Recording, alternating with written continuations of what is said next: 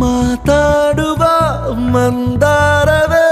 ಕಂಗೊಳಿಸಬೇಡ ಹೇಳದೆ ನಾನೇತಕ್ಕೆ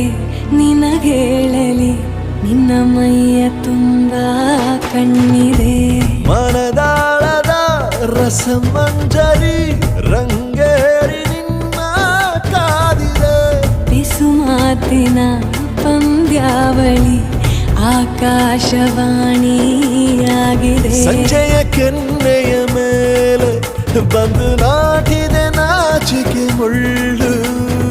ಮನದ ಮಗು ಹಠ ಮಾಡಿದೆ ಮಾಡುವ ಕೊಂಗ